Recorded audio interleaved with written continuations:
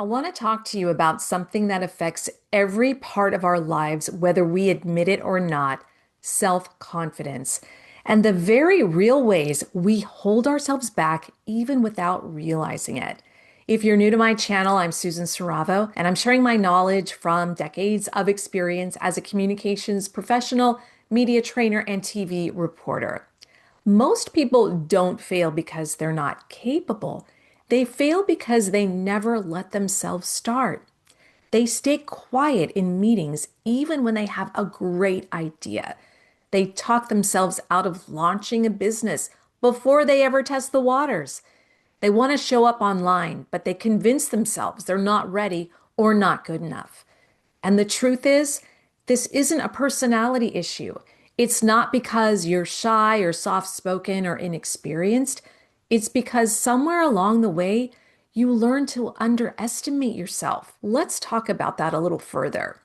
There are invisible beliefs that keep talented people small, and it's high time to shift those beliefs so you can actually step into the potential you know you have. One of the biggest misunderstandings about confidence is the idea that you either have it or you don't. But research and experience shows that's just not true. Confidence is not necessarily a personality trait, it's a skill. It can be built, shaped, strengthened, and practiced. Author Carol Dweck talks about this in her book Mindset. She explains the difference between a fixed mindset and a growth mindset. A fixed mindset says, I'm just not good at that. I wasn't born confident. I'll never be good on camera. A growth mindset says, I can learn this. I can improve. I can get better with repetition. When I'm media training someone, I can immediately tell whether they're operating from a fixed mindset or a growth mindset. The fixed mindset people believe they are simply not good at talking on camera or not good at speaking in front of a crowd, as if that were etched in stone. The growth mindset people, they walk in nervous, but willing. They're willing to sound awkward at first. They're willing to practice. And they're the ones who make the biggest transformation. If you've ever told yourself, I'm not a natural on video, or I don't like how I sound, or I'm just not good at promoting myself, I want to pause and ask, is that actually true? Or is that a story we learned somewhere? Confidence starts with questioning the stories we tell ourselves. Another big way we hold ourselves back is by trying to avoid vulnerability. Brené Brown's work has been so influential here. She says we often stay small because we're afraid of being seen trying. Think about how many times you've held an idea back because you didn't want to risk someone judging you or potentially having the idea shot down. Think about the project you haven't launched because you're worried someone will criticize it. Think about how long you've waited to show up on social media because you don't want people from high school or your coworkers to say, who does she think she is? Or, oh, are you trying to be an influencer now? Here's the reality. Vulnerability is not the opposite of confidence. Vulnerability is the path to confidence. If you want to be more confident, you have to be willing to be seen before you're perfect. Perfection isn't real, and chasing it is one of the fastest ways to stay invisible. I can tell you from working with executives, founders, and creators, the moment they stop trying to be perfect and just be real, everything changes. People trust them more. Their messages land, their presence grows, and yes, their confidence increases. So let's look at another piece, the size of our thinking. David Schwartz in The Magic of Thinking Big talks about how most of us live far below our potential simply because we think small. We don't imagine ourselves in the room we want to be in. We don't imagine ourselves as the leader, the founder, the visible face of something important. We imagine the smallest version of our capabilities, and then we behave according to that version. If you believe you're only capable of moderate success, you're going to make moderate moves. If you believe you'll always be okay on camera, but never great, you'll never push yourself to take the steps that could actually make you great. And if you believe that people like you don't get big opportunities, you will subconsciously push away the opportunities that do come. Thinking bigger is not unrealistic, it's necessary. Every confident person you admire wasn't born thinking big, they trained themselves to. They challenged the small version of themselves. They asked, what if I am capable of more than I think? And then, and this is the important part, they acted like it. Another major reason we stay stuck is fear.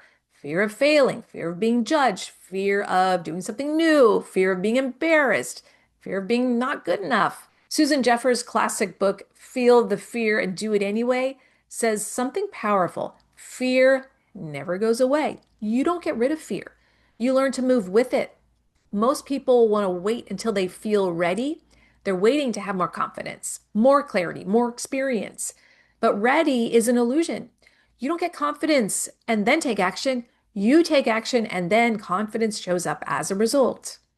Most people you look up to, speakers, entrepreneurs, and creators, they were scared. Yes, they were. They were nervous and they had no guarantees about the outcomes, but they took action anyway. And if you're waiting for fear to disappear before you step into visibility or leadership or creativity, you will wait forever. Fear is not a stop sign. It's a green light that says you are growing.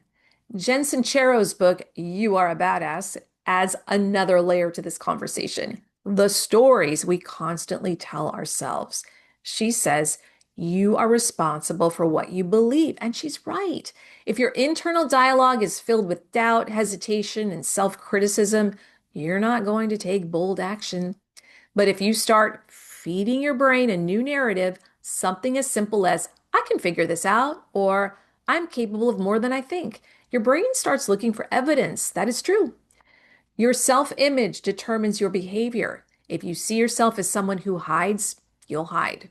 If you see yourself as someone who leads, you'll find yourself stepping up without overthinking it. Confidence isn't just about how you act, it's about who you believe you are. So now let's make this practical. How do you actually build confidence starting today? The first step is to take one uncomfortable action, just one. Speak up once in a meeting. Record a single 30-second video and don't delete it. Post something you've been scared to post. Send the email, apply for the job, submit the proposal. Action is what builds evidence that you can do hard things. Second, reframe the fear. Instead of thinking, this feels uncomfortable, so maybe I shouldn't do it, try, this feels uncomfortable because I'm growing. Fear is a sign you're stretching into a new level, not a sign that you're making a mistake. Third, collect small wins. People think confidence comes from big, huge achievements, but real confidence comes from the small, repeatable actions you do consistently.